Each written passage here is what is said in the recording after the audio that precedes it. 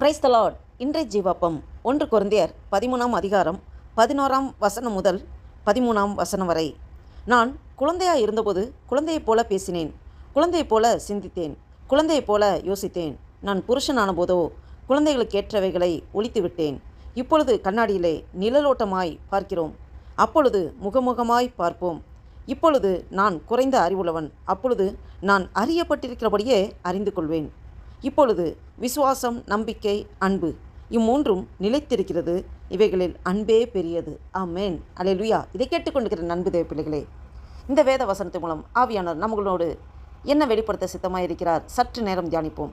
நான் குழந்தையாக இருந்தபோது குழந்தையைப் போல பேசினேன், குழந்தையைப் போல சிந்தித்தேன், குழந்தையைப் போல யோசித்தேன். நான் புருஷனான போதோ குழந்தைகளுக்கு ஏற்றவைகளை ஒழித்து விட்டேன். ஆமேன். நாம் ஆவிக்குரிய ஜீவித்தில் வந்த புதுசில் ஆண்டோட அன்பை ருசித்து ஆண்டவருக்கு இருதயத்தில் முழு இடத்தையும் கொடுத்து நம் கர்த்தருக்குள் வந்தபோது நமக்கு அவருடைய அன்பு கிடைக்க ஆரம்பிக்கும் போது ஒரு புது அனுபவம், புது சிருஷ்டியாய் நாம் பிறந்திருக்கிறோம். பிறந்த குழந்தை புது சிருஷ்டியாய்.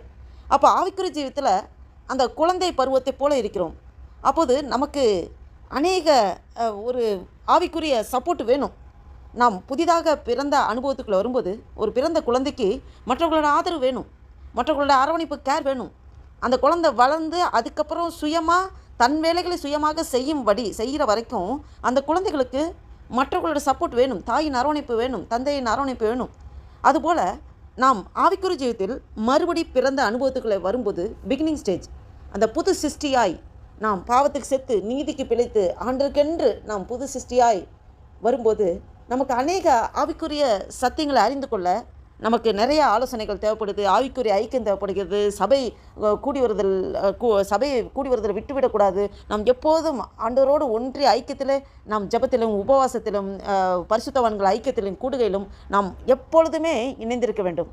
நாம் அந்த வார்த்தையில் வளரணும், நம்ம ஆவிக்குரிய ஜீவிதத்தில் வளரணும், நமக்கு அபிஷேகத்தில் வளரணும். இப்படியே அது பிறந்த குழந்தை போல நமக்கு அநேக கூட அரவணைப்பு, அந்த சப்போர்ட்டு தேவைப்படுகிறது. நான் குழந்தையாக இருந்தபோது குழந்தையை போல பேசினேன், குழந்தையை போல சிந்தித்தேன், குழந்தையை போல யோசித்தேன். குழந்தைகள் கள்ளங்கபடமற்ற குழந்தைகள். அந்த குழந்தை தன்மை தான் அந்த குழந்தை. நீங்கள் பால் கொடுக்குற குழந்தையாக இருக்காதீங்க, நீங்கள் எலும்பு கடிக்கிறவளாக இருக்க வேண்டும்னு அப்போஸ்தலனாகிய பவுல் ஒரு பைபிளில் ஒரு இடத்துல சொல்லுவார். பாருங்கள், நான் புருஷனான போதோ குழந்தைகளுக்கு ஏற்றவைகளை ஒழித்து விட்டேன் என்று சொல்லப்பட்டிருக்கிறது. ஆமேன். அப்போ நம்ம ஆவிக்குரிய அடுத்த ஸ்டெப்பு போகும்போது குழந்தை தன்மையிலேருந்து அதுக்கப்புறம் அடுத்த ஸ்டேஜ் போகணும். நம்ம ஆவிக்குரிய வளர்ச்சி வச்சுக்கணும். ஒரு குழந்தை பிறந்தபோது பிறந்த குழந்தை மைல் ஸ்டோன், அது மண்டி குப்புற படுக்கும், தவுந்து நடக்கும், 4 காலம் நடக்கும். இன்னும் அதுக்கு வளர்ச்சி இருக்குது, வளராமலே இன்னும் அதோடைய வயசு மட்டும் ஏறிட்டு போகுது. அந்த மைல் ஸ்டோன் ஒன்றுமே இதாகல, பாடியில் உள்ள மூமெண்ட் ஒன்றுமே வளர்ச்சி இல்லை, ஏஜ் வளர்ச்சி தான் போயிட்டுருக்கு. அப்படின்னா அந்த குழந்தை ஒரு டீனேஜுக்கு பருவத்தில் வந்தும் தவுந்து நடந்து போயிட்டு இருந்தால் எவ்வளோ கஷ்டமாக இருக்கும் இல்லையா? அப்போ ஆவிக்குரிய ஜீவித்தில் வளர்ச்சியும் குழந்தையை போலவே நாம் இன்னும் இருக்கக்கூடாது. நாம் அது பிகினிங் ஸ்டேஜ். குழந்தை போல் இருக்கும்போது நமக்கு ஆவிக்குரிய ஜீவிதத்தில் நமக்கு அநேகரோட சப்போர்ட் இன்னும் சத்தியம் அதிகமாக நம்ம இருதயத்தில் கிரியை செய்யாது. அப்போ நிறையா போதனைகளை கேட்கணும், நிறையா. அப்போ வளரும்போது ஆவிக்குரிய ஒரு முதிர்ச்சியில் வரணும். ஒரு அந்த புருஷனான போதோ ஒரு முதிர்ச்சிக்குள்ளே வரும்போதோ நாம் குழந்தைகளுக்கு ஏற்றவைகளை நாம் ஒழித்து விட வேண்டும். குழந்தை போல சிந்திக்கிறது, குழந்தை போல யோசிக்கிறது, நமக்கு இன்னும் மற்றவங்க நமக்காக தலையில் கை வச்சு நமக்காக மற்றவங்க ஜெபிக்கணும், மற்றவங்ககிட்ட நம்ம வார்த்தை சொல்லி எனக்காக ஜெபித்து கொள்ளுங்கள் என்று போகிறது, இந்த மாதிரி இல்லாமல் நம்ம ஆண்டவர் நமக்கு அபிஷேகத்தை கொடுத்துருக்காரு, வல்லமையை கொடுத்துருக்காரு. ஆண்டவர் நமக்குள்ளே வாசம் செய்கிறார். நாம் ஜெபம் பண்ணால் ஆண்டவர் கேட்பார். அந்த ஒரு பக்குவத்துக்குள்ளே வர வேண்டும், சத்தியத்திலே வளர வேண்டும்.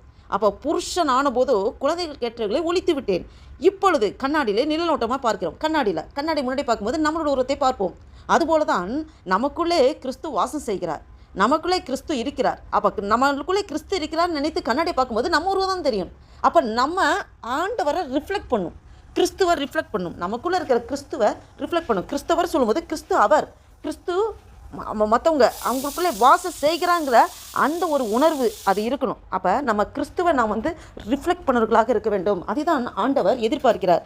நாம் அதுதான் இப்பொழுது கண்ணாடியிலே நிழலோட்டமாய் பார்க்கிறோம், அப்பொழுது முகமுகமாய் பார்ப்போம். ஆமேன். அப்பொழுது நாம் ஆண்டவரை அந்த மகிமைக்குள்ளே வரும்போது, நாம் ஆண்டவரோடு அந்த ஐக்கியத்துக்குள்ளே மகிமைக்குள்ளே போகும்போது முகமுகமாய் அவரை பார்ப்போம். இப்பொழுது நான் குறைந்த அறிவுள்ளவன். இப்போது நமக்கு இந்த சரீர ரீதியாக, நமக்கு மனுஷ ரீதியாக அறிவு குறைந்த அறிவுள்ளதான். இந்த அறிவு வந்து அந்த பரலோகத்தின் ஞானத்துக்கு அப்பாற்பட்டது. பரலோகத்தின் ஞானம் வந்து அப்பாற்பட்டது. அது வந்து கிரகிக்க முடியாது. கிரகிக்க முடியாத அதிசயங்கள் அற்புதங்களை செய்கிற அந்த மகிமையின் அறிவு நமக்கு மனித மூளைக்கு இந்த அறிவுக்கு எட்டாது. அப்போ அப்பொழுது நான் குறைந்த அறிவுள்ளவன், அப்பொழுது நான் அறியப்பட்டிருக்கிறபடியே அறிந்து கொள்வேன். ஆமேன். அப்பொழுது நாம் ஆண்டவரோடு அந்த ஐக்கியத்துக்குள்ளே முழுமையாக நம் மகிமைக்குள்ளே போகும்போது அப்போது நாம் எப்படி இருக்கிறோமோ அப்போ தூதர்களை போல, ஆண்டவரை போல, அப்படியே நாம் ஏஞ்சல்ஸ் அந்த பரலோகத்தில் ஒரு மகிமைக்குள்ளே எல்லாரும் ஏஞ்சல்ஸாக ஆண்டவரை துதித்து பாட ஆராதிக்க அப்பொழுது நான் அறியப்பட்டிருக்கிறபடியே அறிந்து கொள்வேன். ஆண்டவர் எப்படி நம்மளை அறிந்து வைத்திருக்கிறார் அத்தபடியே நாமும் அறிந்து கொள்வோம் அந்த மகிமைக்குள்ளே போகும்போது. இப்பொழுது நாம் கண்ணாடியிலே ஒரு நிழலோட்டமாய் பார்க்கிறோம். இப்போ கண்ணாடியில் பார்க்கும்போது நமக்குள்ளே தேவன் இருக்கிறார். நமக்குள்ளே நாம் ரிஃப்ளெக்ஷன், நான் காடை ரிஃப்ளெக்ட் பண்ணணும். நம்மளை காண்கிறவர்கள் கிறிஸ்துவை காண வேண்டும், கிறிஸ்துவை ரிஃப்ளெக்ட் பண்ணுறவங்களா இருக்க வேண்டும். நம்மளுடைய செயல்பாடுகள், நடக்கைகள், பேச்சுகள், எண்ணங்கள் எல்லாமே மாம்சத்தை வெளிப்படுத்தக்கூடாது. ஆவிக்குரிய ஜீவித்தில் ஆவிக்குரிய காரியங்களை சிந்திக்க, ஆவிக்குரிய செயல்பாடுகள் நடக்க அதையே நாம் ரிஃப்ளெக்ட் பண்ணுறவர்களாக இருக்க வேண்டும். இப்பொழுது விசுவாசம், நம்பிக்கை, அன்பு இம்மூன்றும் நிலைத்திருக்கிறது. இவைகளில் அன்பே பெரியது. ஆமேன். விசுவாசம் மிக முக்கியம், நம்பிக்கை மிக முக்கியம், அன்பு மிக முக்கியம். ஆண்டவர் மேலே விசுவாசம் ரொம்ப அவசியம். நம்பிக்கை மிகவும் அவசியம். ஆண்டவர் மேலே நம்பிக்கை வைக்கணும். இன்னும் அன்பு, ஆண்டவர் மேலே அன்பு வைக்கணும். இந்த மூன்றும் நிலைத்திருக்கிறது நமக்கு இருக்குது. அது வந்து நமக்குள்ளே அதே இருக்காருன்னா எல்லாம் இருக்குது. இதுக்கு மேலே எது ரொம்ப முக்கியம்னா அன்பே பெரியது. ஆமேன். அந்த அன்பு மாயமற்ற அன்பு, மாயமாலமான அன்பு இல்லாதபடி மாயமற்ற அன்பாக ஆண்டவரோட அன்பை வெளிப்படுத்துவதாக நாம் இருக்க வேண்டும். இதை கேட்டுக்கொண்டிருக்கிற அன்பு தேவைப்பிள்ளைகளே, நாம் இந்த குணநலங்கள் ஆண்டவர் எதிர்பார்க்கிற அந்த அன்பு, அந்த கல்வாரி அன்பு என்னுடைய இருதயத்தில் ஊற்றுங்கப்பா. நிறைவானவர் அவர் வரும்போது குறைவானது ஒழித்து போகும். நிறைவான தேவன் நமக்குள்ளே வாசம் செய்கிறார், நமக்குள்ளே தங்கியிருக்கிறார். எப்போது இருதய கதவை ஓப்பன் பண்ணி நமக்கு ஆண்டவருக்கு இடம் கொடுத்தோமோ அப்பொழுதே நம் அண்டையில் தங்க ஆரம்பித்து விடுகிறார்.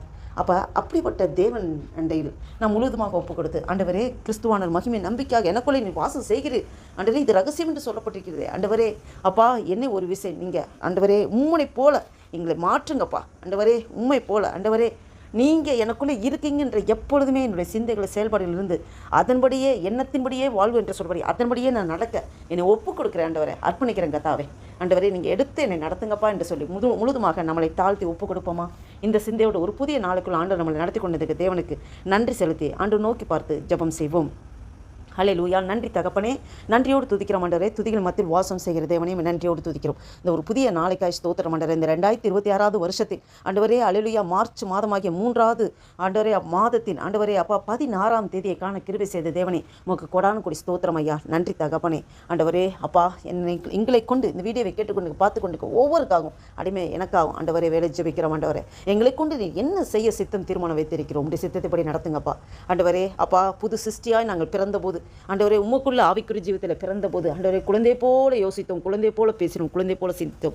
ஆண்டவரே ஆவிக்குரிய ஜீவிதத்தில் முதிர்ச்சி ஆகும்போது புருஷன் ஆனும்போது ஆண்டவரே குழந்தை கெட்டங்களை விட்டுவிட்டோம். ஆண்டவரே அப்பா, உமக்குள்ளே நாங்கள் பக்தி வைராக்கியம் உள்ளவர்களாக ஆண்டவரே எங்களுக்குள்ளே கிறிஸ்து இருக்கிறீர். ஆண்டவரே உலகத்தில் இருப்பனை காட்டில் எங்களுக்குள்ளே இருக்கிற பெரியவர். ஆண்டவரே அப்பா ஸ்தோத்திர கத்தாவே. ஆண்டவரே உம்மீது நம்பிக்கை வைத்திருக்கோம், உம்மீது அன்பு வைத்திருக்கிற கதை, உம்மீது அன்பு வைத்திருக்கோம், நம்பிக்கை வைத்திருக்கோம், விசுவாசம் வைத்திருக்கோம். ஆண்டவரே இதில் அன்பே பெரியது என்று சொல்லியிருக்கிறேன். ஆண்டவரே தேவனை நீர் அன்பாகவே இருக்கிறீர். ஆண்டவரே அப்பா, அன்பு நிறைந்த தேவன். ஆண்டவரே நீர் எங்களுக்குள்ளே வாசம் செய்கிற ஆண்டவரே, எங்களுக்குள்ளே ஆண்டவரே அப்பா ஸ்தோத்திர கத்தாவே நீர் தங்கி இருக்கிறீர். ஆண்டவரே ஹல்லேலூயா. உம்முடைய அன்பிலே நாங்கள் ஊன்றி வளர அப்பா எங்களை முழுவதுமாக ஒப்பு கொடுக்குற அர்ப்பணிக்கிற கத்தாவே அப்பா, எங்களுடைய சொல் செயல் பார்வை பேச்சு நடக்க எல்லாம் உண்மையே பிரதிபலிக்க கண்ணாடியிலே பார்ப்பது போல ஆண்டவரே அப்பா ஸ்தோத்திர கத்தாவே ஆண்டவரே உண்மை பிரதிபலிக்க ஆண்டவரே ஹல்லேலூயா எங்களை முழுவதுமாக ஒப்பு கொடுக்கிறோம், அர்ப்பணிக்கிறோம். ஆண்டவரே ஆவியானவரே எங்களை நீர் அனுதினமும் நடத்துகிற கிருபைக்காய் ஸ்தோத்திரம். உம்மைக்கே துதி கன மகிமையெல்லாம் செலுத்துகிறோம். ஆண்டவரே இந்த நாளைக்கு விரோதமாக இந்த ஜெபத்திற்கு விரோதமாக எங்களோடு விரோதமாக செயல்படுகிற எல்லா சத்துருவின் கிரைகளை நசனாக இயேசு கிறிஸ்துவின் வல்லமையுள்ள நாமத்தினாலே கட்டின் துரத்தை அப்புறப்படுத்துங்க. ஹல்லேலூயா. உடைய நாமம் ஒன்றே மகிமைப்பட்டும். ஆசீர்வதிங்க, பலப்படுத்துங்க. இயேசு கிறிஸ்துவின் நாமத்தினாலே ஜெபிக்கிறோம் ஜீவனுள்ள எங்கள் நல்ல பிதாவே. ஆமீன், ஆமீன்.